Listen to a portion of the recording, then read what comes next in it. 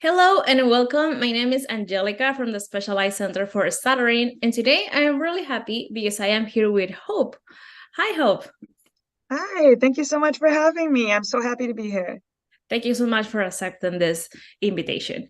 First of all, I'm going to ask you if you could please introduce yourself. Sure. My name is Hope Gerlach Houch, and I'm an assistant professor and researcher at Western Michigan University in the United States. So I'm not too far from you. And my research is really focused on communication stigma, which you can kind of think as mistreatment broadly, and consequences of that mistreatment. Um, and one of my favorite topics is concealing stuttering, which I don't think we'll touch on it a little today. But I like to study the social side of stuttering and the repercussions of the way people who stutter are treated in day-to-day life. And I think this is really important because there are a lot of things that we can change, the way that we work with them, and yeah, just to do our best. And so the goal for today, just to put some context. So I listened to the presentation that Hope did in the Friends Convention in Chicago this year, and the topic was ableism on stuttering. And I really enjoy that conversation that we had with all the people that was there. So I asked her, well, why don't we do this in a video so we can share also that with others? So thanks for being here. And so, well, the goal is to talk of that, and just to put some context of on what ableism is. Could you share us a bit of that and how that impact our work? Yes, and honestly, ableism is really hard to define, even for people who've written about it. I think you can think of ableism simply as discrimination against disabled people or people perceived as having a disability. Um, but recently, I've written a little bit about communication ableism because it's a little different. It's more, specific to communication. And we're defining that as an assumption that certain forms of communication are better than others, and then consequences of the world being set up accordingly. And I think often when people think of ableism or discrimination or stigma, um, they think of mistreatment from one person to the next. So me being mean to you, me laughing at you, mocking you, discriminating against you. And that's part of ableism.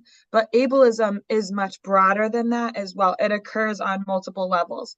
So even culturally, the general expectation for things to move quickly, value on time, that contributes to speaking difficulty for people who stutter. So ableism is embedded in our culture. It's also embedded in our structures in society. So there's clear evidence that people who stutter are discriminated against in the workplace. So making less money for the same job, and especially women who stutter, working jobs that they're overqualified for. And so ableism can be person to person, where someone mistreats someone else intentionally or unintentionally, but it can be bigger than that.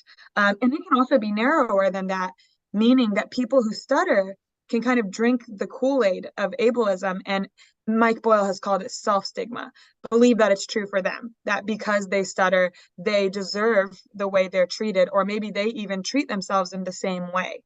They don't talk to themselves kindly or believe that they're incompetent because of stuttering, because that's how society has treated them. And so there's lots of different layers to consider when we talk about ableism. Thank you so much for that introduction. So give us a broad idea of that topic. So now let's go into start and go into the questions and how can we target this. And I also want to mention that in the convention at the end, there were some questions that you bring and we could discuss of that. So now I'm going to ask you some of those questions, because as I said, I really like them. Um, So let's start for the first one. What is one way I can resist ableism in stuttering therapy? Yeah, right. Like the talk I did was about ableism, but the next question people ask is they realize that they're like, oh yeah, I didn't realize how much society influences the experience of stuttering. What can I do as a speech therapist to resist the negative influence of ableism on my clients, on myself, on people I love? And so just one thing that we talked about at that convention was this idea of reevaluating the focus on fluency in therapy, and understanding why focusing on fluency can be problematic, and being open and aware of outcomes besides fluency that we can prioritize.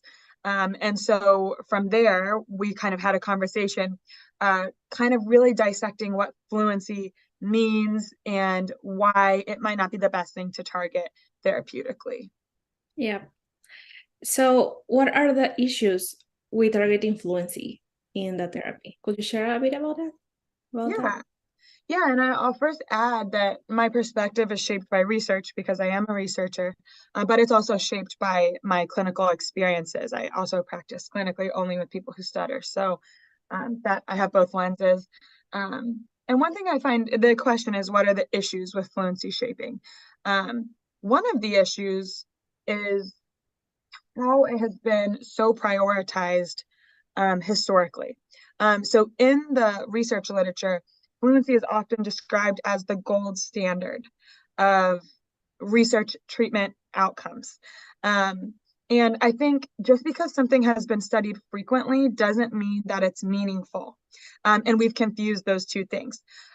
Just because, again, it's been historically included as an outcome measure doesn't mean that it makes a difference in the lives of people who stutters necessarily. Not to say it doesn't. That's not something I want people to take away. Some people who stutter do want fluency, and that's okay. That's a conversation we can have.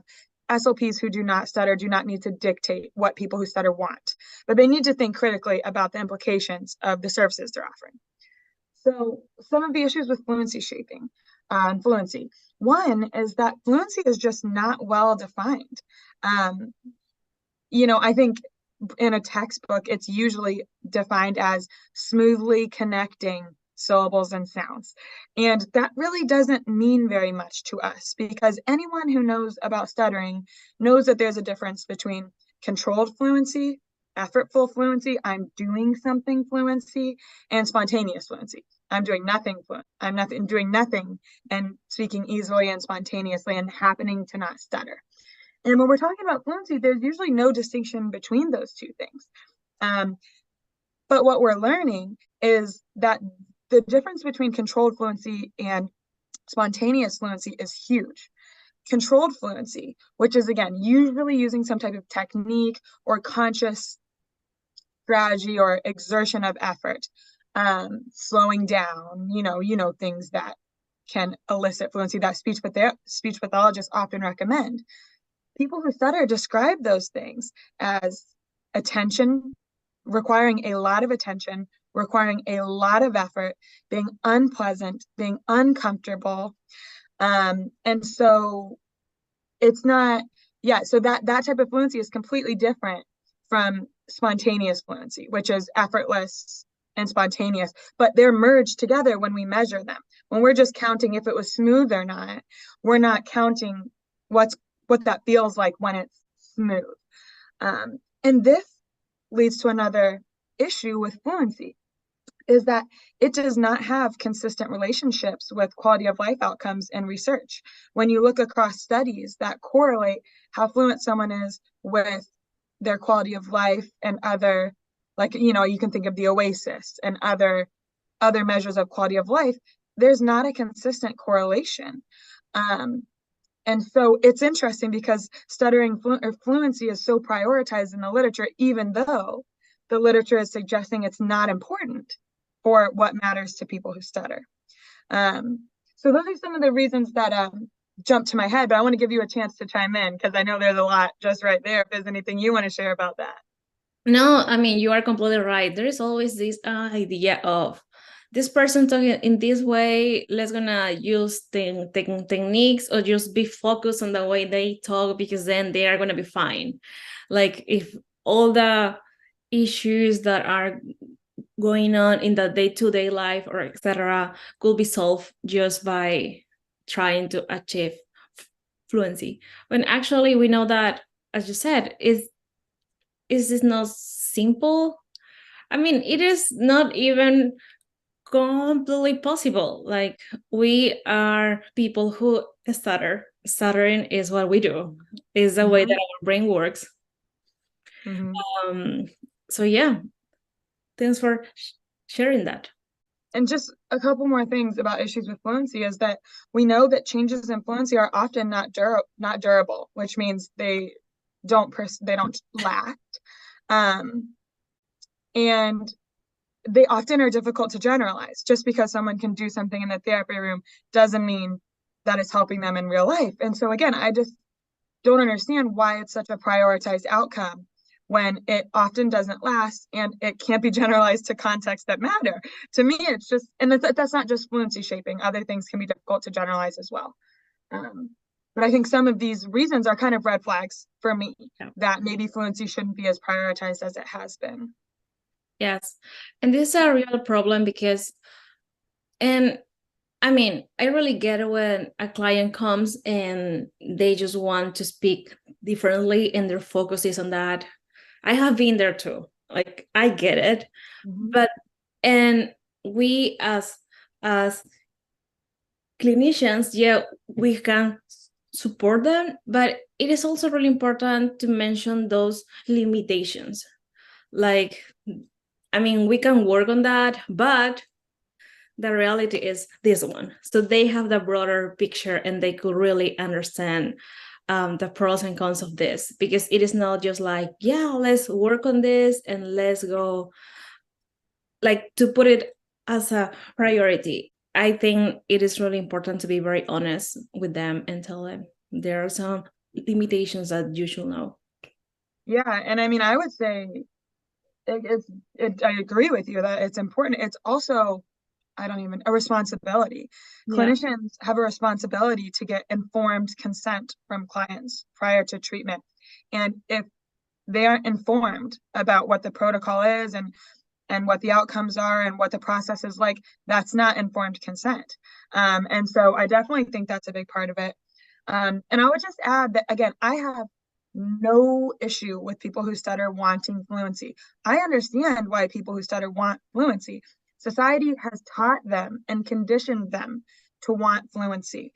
And so SLPs can go with that desire that is often kind of chipping away at people who stutter. It's a painful desire to try to be something that you're naturally not all the time, that's against your neurology.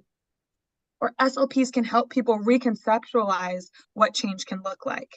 And that could include maybe discussions of talking more fluently, but it can also include discussions of other outcomes, and it should, which is kind of what we'll get to in a bit, I think. Yes. My next question is, why measuring success based on reducing the frequency of stuttering is problematic? And this is really related of what we just talked, because there is always this idea of, let's count how many times they have a block, a repetition, let's put a number, and let's make the goal of therapy to reduce that number. But definitely there are a lot of issues with that I'm just gonna let you start explaining. Yeah, I mean, that's why it's mind-blowing to me, candidly, that it's been referred to as the gold standard, because it's such a troubled measure. It's very clear that it's not a very valid measure, which I'll talk about what I mean by that in a minute, or a reliable measure. I know that when you read research studies, like, sometimes they'll talk about agreement between people who use the SSI to calculate severity. But as someone who specializes in only stuttering, I've never had agreement with any other specialist or any other person using the SSI. Never, not once. Because it's a very subjective interpretation of what someone is doing or experiencing. So it's not very reliable, and that you and I will not have a same score. So why is it so prioritized? It's also not very valid because I think of disfluency as a symptom of stuttering. So stuttering itself, other people have talked about this Scott Yaris has talked about this, is a loss of control that is experienced prior to the moment of stuttering like disfluencies surfacing, maybe. And so when we're counting stuttering like disfluencies, in my opinion, we're not counting stuttering. We're counting the extent that symptom, which I don't like that word because it's medicalized, but a characteristic of it is manifesting. So it's just in my opinion not a good measure. It's not a fair measure. But more qualitatively, like what more importantly, why is it not good? Is of course we know that the best way to stutter less is to speak less. And so, or to speak in a much more controlled way. I'm not saying this word, I'm not saying this down, to conceal stuttering, right? And if we think that stuttering less is good, but people can stutter less by talking less and concealing more, that's a flawed paradigm. We also know that people who stutter tend to adapt. So if they do anything for a while, which includes coming to therapy, they're going to stutter less. So how can we separate what we're facilitating versus what is natural to their neurology? I would also just add that we're not very good at it. We're not very good at facilitating fluency because we can't even define what fluency is. So if we have no agreement on what fluency is, how can we say that we're really good at facilitating it? And so these are some issues. And the most importantly, it sends a harmful message to people who stutter. If their success is based on fighting a natural characteristic of themselves, that's ableism. Like that's an ableist message to send, and there are ableist repercussions of that in terms of how people who stutter are going to feel. So those are some reasons that come to mind for me why measuring success based on fluency is not helpful, and I would venture to say harmful. Yeah, exactly. There's a phrase that you said when we had that conversation that I really like and that actually I wrote in my notes. And you say a phrase that it was like, we are measuring the wrong things for the wrong reasons. Mm-hmm. And I just love it. I was like, yes. Because, I mean, just as you said, it is this idea that we should count and we should put numbers of everything. But it is all based on what the SLP can hear. What happened if I feel the loss of control and I change the word? I still have that movement, but for the others, I don't.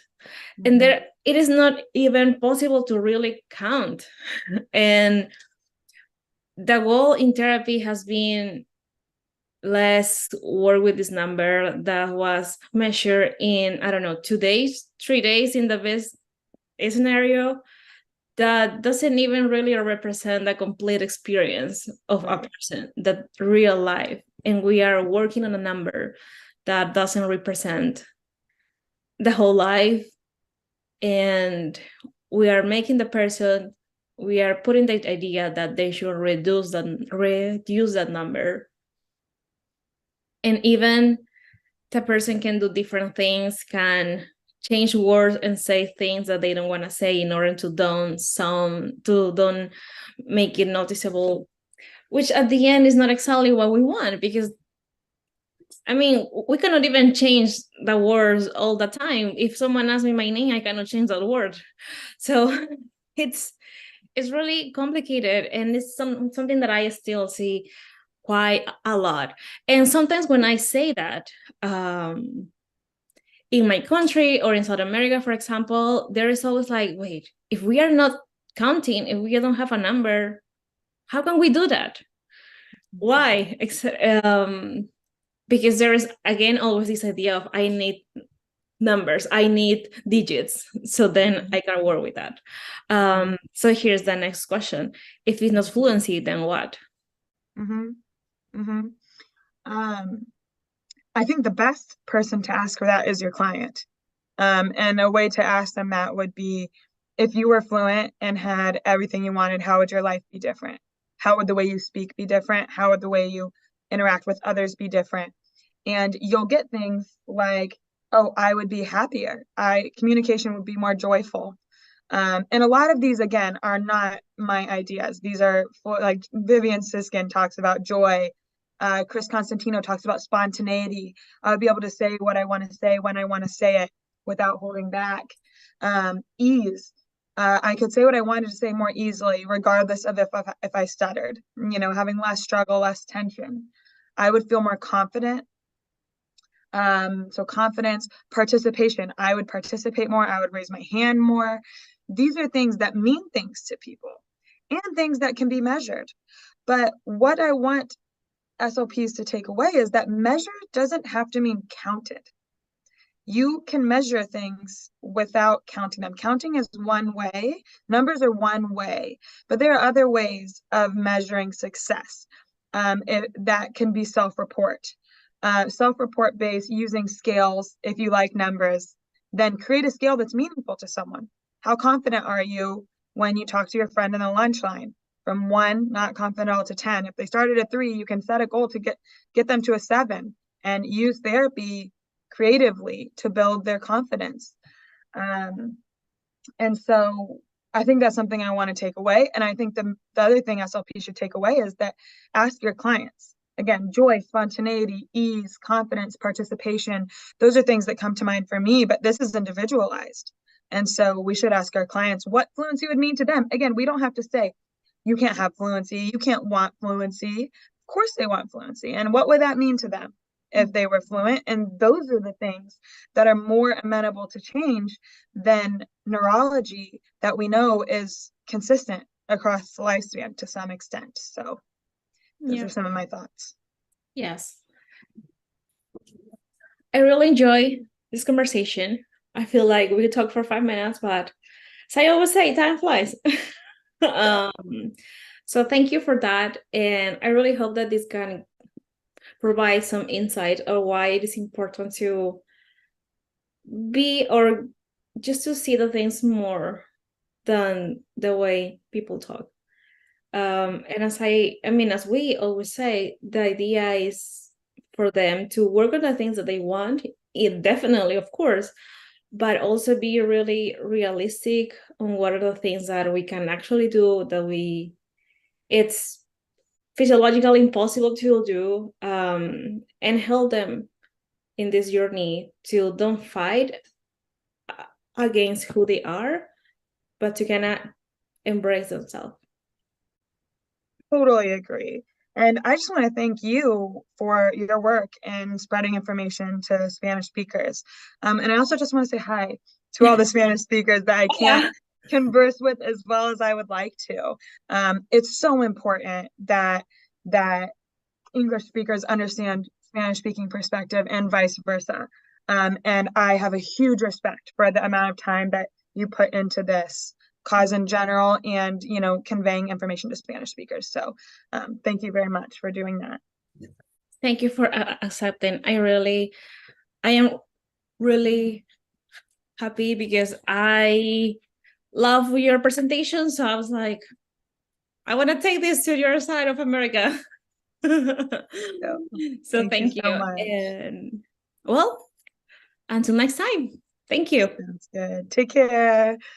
Bye.